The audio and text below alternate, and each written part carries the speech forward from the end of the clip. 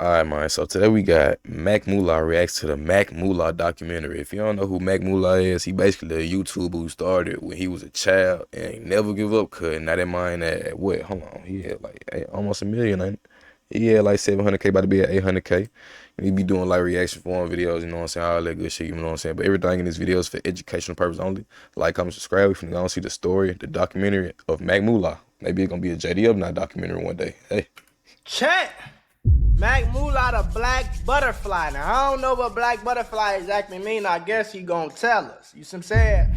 But I'm excited. Shout out to the celebrity cards for making this video. We gonna see what he right about, what he wrong about. Pretty much like another Mula documentary. So I'm excited. I love when people do this type of stuff for me. So I definitely appreciate them. Let's get into it. Y'all go mess with his videos too, man. You got a lot of hard. Hey, that's me. The loudest moves are made in silence, and the wealthiest men fly unseen. Yes, sir. When you walk outside and see a butterfly, there's a 99% chance that butterfly isn't black. Dilius christinae is a rare Papuan butterfly from Indonesia. Very rare, very hard to catch. Locals call it the black butterfly. They calling me that? The black butterfly. Yeah. Ancient myths tell the story of that same butterfly actually being everywhere. In your home, following the dreamers who hope for a better life. You never see it with your own eyes, but according to those folklores, he's always there behind the curtain, watching upon you. Today's story involves a person who you know 5% of.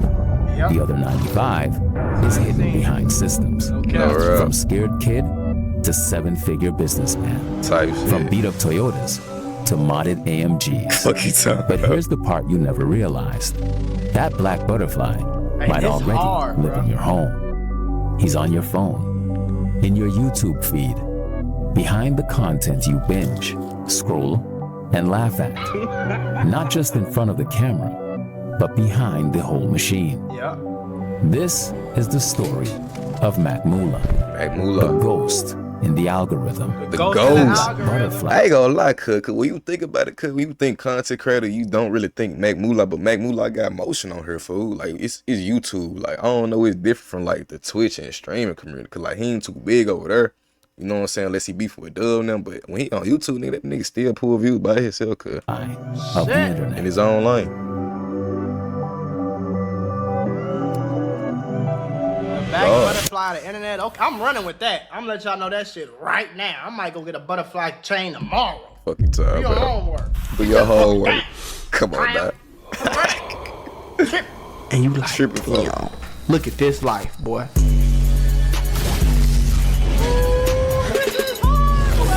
mean, I know created, but I ain't gonna lie, y'all with crazy. All right, bro, come on, let's do it.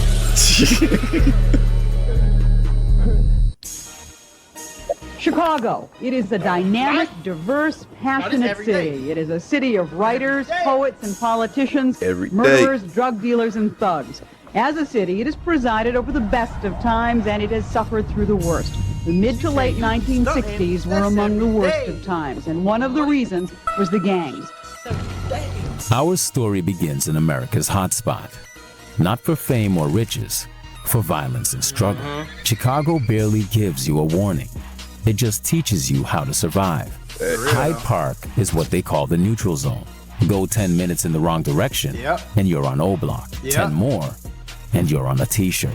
It's a pocket of peace surrounded by war, a place where kids learn how to read silence and what it means when a car slows down. That's where Miles Caldwell was born. Damn, niggas got my real name on this motherfucker. Damn, how did niggas find your real name, folks? No silver spoon, I mean, ain't that no camera how do you crew, find it? just concrete, chaos, and a mother doing her best to keep the walls from closing in. At 2 years old, he was gone, moved with his mom to Long Beach, LA, chasing a break from the tension. No U-Haul, just a 97 Toyota Camry with 100,000 miles and a dream that felt even older. 4 years later, they were back in Chicago, right where they left off, right where danger still lived around the corners. But something had changed. not the city. Him. Because once you've seen 2 coasts, 2 struggles, and 2 lives before age 10, you stop waiting for someone to save you. You start becoming niggas got old video. the black butterfly. The black butterfly. So, like, don't get discouraged, people, if you're new to YouTube. Don't get discouraged if you, like, have 2 views. That means you gotta keep trying. You have to do research. The research such as what's popular on YouTube. I was like probably 10. I was Bruh, mine that had the brains and the everything for a fucking entrepreneur as a kid. Cause like, bruh, if you got this, you gotta run with it, fool. Like, you gotta run with it. I was 11 right here. Compete against billions of people, maybe even millions of billions of people inside of This YouTube. is crazy to watch. I ain't But watching this shit. just don't give up. Hope this help to the YouTubers who are new. I ain't gonna and give doesn't- up. Don't have a lot of views. Just don't give up. Remember that. Okay? Currently, as of right now, I think it's like April the 2nd, April the 3rd, April the 4th. I don't know. I mean, August, my bad. I'm tweaking. It's August. But like, I think I got like 570, 5.7. Yeah, like 5.7. I think like 5,080 subscribers right now. So like, at this moment in time, I'm at 5K subs. Bye. I didn't give up, nigga. Don't give up. By 2011, Can't. Mako was 13 years old. That age, it's when a boy doesn't know who he is yet. So he becomes whoever's around him. And for our boy, around him meant older homies, 16, 17, 18-year-olds already waist deep in a lifestyle built on survival, Yep. where feelings get tucked and pistols get pulled. Mula, he wasn't the tough guy. Nope. He wasn't out there fronting like he was invincible. Nope. Matter of fact, he was scared. Scared as But hell. everybody was scared. And when fear mixes with Everybody loyalty, was scared. I'm just one of the niggas that would tell Admit it. you, like, nigga, I'm Admit scared it. as hell. I hope I don't. Nigga. Die, nigga. Like, Everybody in the hood, or everybody in not a hood, just any environment like that is scared. They just act like it. you, bro, come on, fool. Like, who the fuck wanna wake up and go do this shit every day? Not knowing if you finna come home, you finna die, nigga. You gonna get in the rig, nigga. You gotta have niggas shooting at you. You gotta go on the leg. You gotta do this, you gotta do that. Nigga, I wanna get rich, nigga. I wanna have some money, nigga. I wanna have fun, nigga. Like, I'm scared of that shit, nigga. I ain't gonna lie, nigga. Nobody wanna do that shit, cuz. I've when never love been for that your nigga. circle makes you do what you swore you would never, Yeah. you end up doing what he did. Robberies, guns, substances, just All to that keep shit. up and stay alive. Yeah. Now we're in 2012. Chief Keef was blowing up. 2012, Everybody boy. had dreads, polo shirts, Gucci belts, Man. True Religion era. jeans, Man. and the dream of a fast exit. Man. But Miles never had dreads. He wanted to blend in, disappear. By 2013, reality hit harder than bullets when his first homie died. That death lit a fire in Mula, a new realization that life could really be over before it even began. He cap. didn't sleep that night, didn't breathe the same after that either. cap. Because you never forget the sound of death looking for you. You never forget the call that tells you he's gone. No cap. That night changed him forever. And still, through it all, he kept his head up. He knew he wasn't built for college. The classroom simply couldn't hold his mind, only Yeah. his body. His mom, though, wanted better. Old school mindset, graduate, get a job, live safe. Yeah. But Mako's version of better was ownership. He barely made it through high school, taking home a 2.1 GPA. Now listen, mama and my pops ain't raised no dummy, okay? Only reason I had a low GPA was like, I'm not doing this home. Like, I'm finna go home. I used to go home and study finances and study investing and study YouTube and study business. Like, Yeah. I ain't studying no. Fucking You crazy? school. I have never to this day went home and studied for a test. Bro, great. Literally, cuz, nigga, especially with the phones we got now, cuz, bro, you ain't got no, bro, we not studying, fool. We can go screenshot the answer from somebody else, something my young nigga send me that, bro, we not doing no homework no more, fool.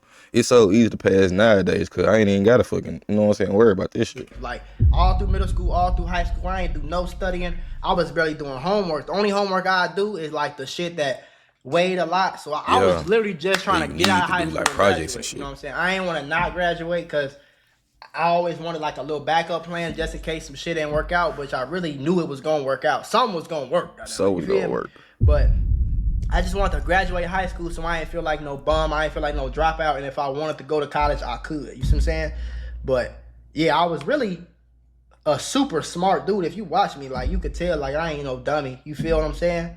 But school was just slow. We learning a bunch of shit that don't matter. True. We learning the same thing for 2-3 years straight and programming. 6 months. We talking about the same. Like, come on, dummy your way down. I know the answer, nigga. I'm just not finna. I'm not listening. I know the answer. No honors, no applause, just the bare minimum to get out of there. But that 2.1 wasn't useless. It might just be the plate number on his next foreign. Woo. Look at that. Chapter 2, digital hair. Very clear. I like how he broke it up in chapters. This shit hard, bro. Like, I'm really honored, and I want to do my own documentary, like where I film it and like all that type of stuff. Cause I feel like it's just like documenting my story, bro. Like this video gonna always be here. You know what I'm saying? Thanks. Like my kids can turn 26, like I am right now, and watch it, be like, damn, that's my pops, boy. Like, you know, that's cool as hell to me. Never. I'm probably gonna save down the video and save it. So I will get back my fucking money. That is a question though, like probably like 20, 30 years from now, if a nigga have kids and shit, like, yeah, I think YouTube still gonna be the same where you could just look up this same video that you watching right now. You know what I'm saying? Like, I probably so, fool. I ain't gonna lie, the way that this shit going, everything gonna be digital.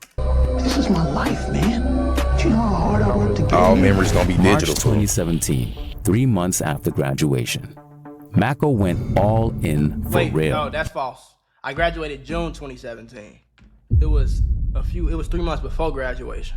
So that's the only thing that I heard that he had a little wrong. It was 3 months before graduation. I started my main channel, my Mac Mula channel. He played the YouTube game before he was a jit. Wait, 3 months before graduation, you started Mac Mula? Cause it's crazy. Like when I started my 12th grade year, that's when I started my first JdUpNow channel, but I got deleted twice. And like, you know what I'm saying, about 4-5 months before. Nah, it was the beginning of this year in January. I started this channel. I started posting on this channel for real, cuz. So, hey, and I just graduated, fool. We finna see where this YouTube shit take us, nigga. I ain't gonna lie. Accumulated 6, maybe 7 channels over the years. Whatever he was into at that time, he made content about it. Call of Duty, skateboarding, no phases. But senior year was different. That's when the channel we all know, Mac Mula, was born. First video, a story time on how he got too high off some weed. He dropped it, sent it around, homies tossed it into school group chats, and when he woke up, boom, 1,000 views. Half the school tapped in, and just like that, someone stopped him in the hallway. Mac Mula, right? Yo, you're hilarious, man. I saw one of your videos. That was all. They didn't call me Mac Mula, they called me my name. You know what I'm saying? Because I wasn't Mac Mula. Like, I got Mac Mula from Mako. So, my older homies used to call me Lil Mac because I was never really scared to talk to girls. You know what I'm saying? So, like, when I was young, if like an older girl, you know how older girls be like, oh, he's so cute. I'd be like, like I was never, so they called me like Lil Mac because like, you know, like how they call like macking on bitches, girls, you know what I'm like saying? They call them Macs. Yeah. They just call me Lil Mac. So then as I got older, was always macking on cut shit. the Lil off and just put an O. You see what I'm saying? Mako. It's like, you ain't Lil Mac no more, you Mako. So I just took that and ran with it. You see what I'm saying? Mako. So then I didn't think Mako was gonna stick, so I just did Mac Mula. I really don't know where that shit came from, bro, but needed. From 2017 to 2020, he just kept doing story times. He was also doing music, rapping a little bit, but not for the good reasons. At the end of the day, he just wanted moolah. Facts. That money. They're underway in the city of Atlanta. Welcome to 11 Alive News from our studios in the Global Olympic Village, and we welcome the world to Atlanta. By his 22nd birthday, Mako had moved to Atlanta with his boy JdUp, still doing YouTube. Maybe 8,000 or 9,000 subscribers at the time. He dipped his toes into marketing, helping rappers with Instagram posts, branding, shout-outs, $150 per month here, $200 per month there. He was door dashing on the side as well, refusing to get a 9-to-5. Refusing. And I ain't gonna lie, that was one of my biggest mistakes.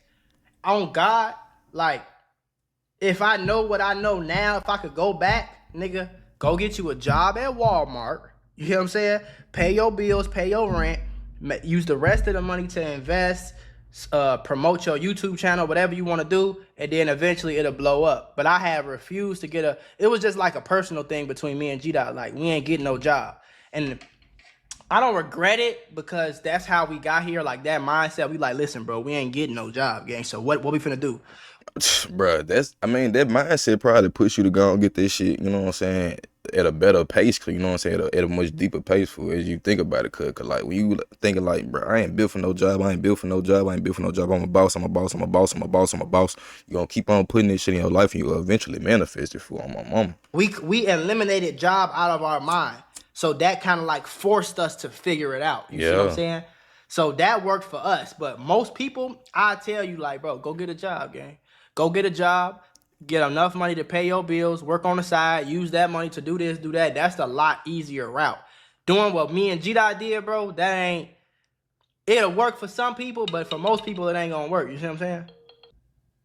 Dogecoin. He watched his little stack flip into $10,000. Yep. That same marketing hustle looped him in with a couple dudes in real estate. One deal got him a $30,000 check. He split it down the middle with his boy, from $10,000 to $25,000 in just It wasn't me, it was both of us. You know what I'm saying? But really, JdUp played a huge part in that shit because JdUp was more like he was like the person that put all the business together. I was more like the creative mind. That like, you know what I'm saying? So like, what I lacked in, he was good at. What I was good at, he lacked in. We come together, we was beasts together. You know what I'm saying? And we still are. Few months. He was so still I ain't pushing just split it because I got it. Nah, nigga, we both made that. Like, it was our business. It was our company. You know what I'm a saying? Chevy Cruze at that point. But the path to freedom was forming itself brick by brick. When Bitcoin hit 60K in 2022, he was sitting on 35K, still only doing story times on YouTube. But the stories started drying up, so he pivoted to reactions. First reaction video hit 10,000 views with only 20,000 subs. He knew he had lightning in a bottle. In just 2 days. I remember that day, boy. I remember that day. I said, ooh. Because at that time, I probably only had 20K subs, so my story times would get like 1,000 views, or I would do like smoke session videos that'd get like a few thousand views. If I was lucky, I get 10,000 views in like a week on a video. You know what I'm saying?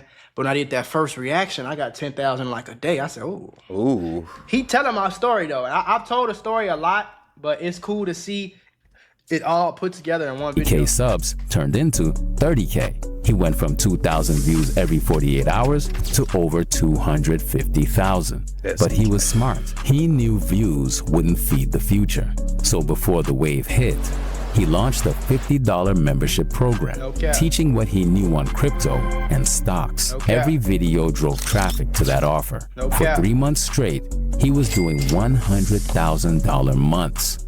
And guess what? He still had cheap rent, still driving that damn Cruze. Sauce Boy marketing was finally up. Sauce Boy marketing was over with. We left that shit in the past, nigga. Chapter 2, Chapter 3, fast. I get one of them. You got one of them in black coming in the next 2 weeks. I give my wife one of them. Give me one of them. One of them. Come on, like that one day.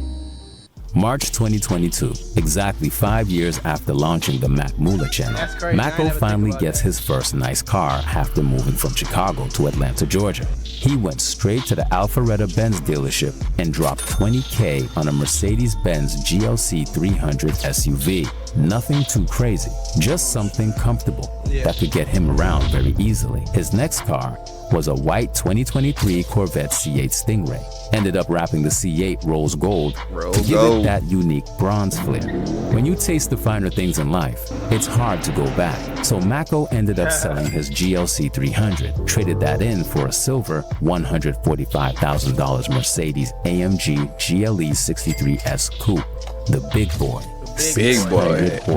Spent $4,300 for a new exhaust, then $5K more to wrap it Mamba Green, a full chrome delete with orange accents all out. His next purchase, though, was the worst one he ever made, the Dodge Charger SRT Hellcat widebody. It was a police target. People tried to steal it all the time. Traction control was terrible. The miles were terrible, super expensive, and it's not even luxurious inside. Decisions were taken, and he'll never touch a Mopar ever again. I ain't gonna say I'd never touch a Mopar, you know what I'm saying? But the day you see me with like a Trackhawk or a Hellcat, either somebody gifted me that motherfucker or I got damn near every other car I want. I'm more like, look at the cars that's on my desk, like GTR, you know what I'm saying, Skyline, Bugatti, Ferrari. I'm more like the Need for Speed. I'm not Need for Speed. I'm more like the Fast and Furious. I'm like Brian.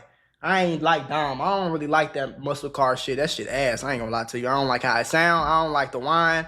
It ain't got no snap, crackle, pop. Like, I'm cool, gang. I want some foreign shit. You know what I'm saying? To fill the void and match his GLE 63S, Mako basically got the European version of the Hellcat Charger, a Mercedes AMG C63S, but not any kind, the final edition, which was the last car with the V8 before the model transitioned to hybrid powertrains. Only 499 were ever produced, one belonging to Mula. He tuned it, downpipes, new steering wheel, all matte black with yellow details, looking like a daily Batmobile to match the big Tonka. And while AMGs will always have a special place in his heart, Mula's been wanting a BMW. Time finally came to get a stunning gray BMW M340i, the M3's little brother. But it's just more reliable. It has a V58 engine in it. Mako bought this one basically to do whatever he wants with it. Mod it, tune it, and simply have fun with it. But let's be honest, we'll always remember Mako for his wild AMG run. Yeah, for sure.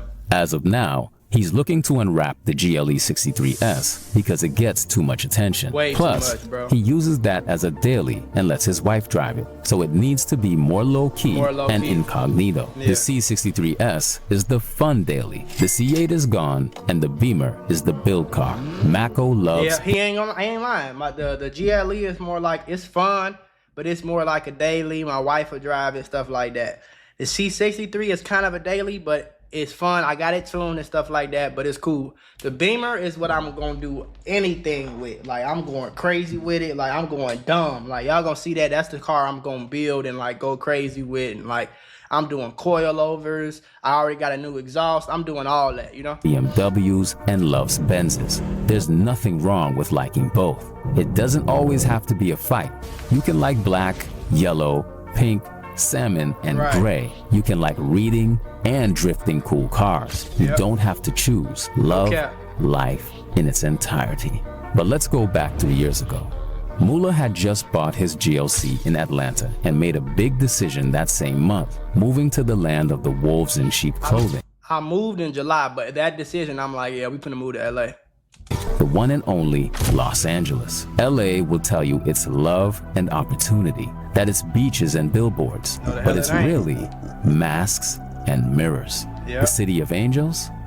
More like the city of shapeshifters. Everybody's somebody until you find out they're nobody. The sun shines, but the shade runs deep. Because if Atlanta made him hustle, LA ended up making him paranoid. I'm gonna be honest with you. Evil Next Door, chapter 4. I like how he went back though. I like that. Okay, come on. Hey, hey, look at that. Damn. The reason I left LA is because of shit like this. Like, to me, it's weird to me. Like, the whole LA thing is weird. Most people fake. They don't like you for real. Okay. It's anywhere though. But shit don't be genuine. And everybody think they shit don't stink in LA. Like, the amount of people I met on humble, cool, regular people in LA, I could probably count on my hand. Do your homework. July 2022, Mula touched down in LA. His rent jumped from $1,600 in Atlanta to $7,500 a month in LA, just to exist in the same air as the big dogs. But he wasn't just existing, he was studying the terrain. He moved in a luxury penthouse right in front of the crypto arena. The reaction content was already feeding him. But Mula knew he couldn't stop there. He opened the vlog channel to flash the lifestyle, a gaming channel to tap into the kid that still had fun, a car channel because, come on now, you saw that GLE 63S he scooped after trading in the old GLC. Then came a second reaction channel because why not double up? But the real money, it was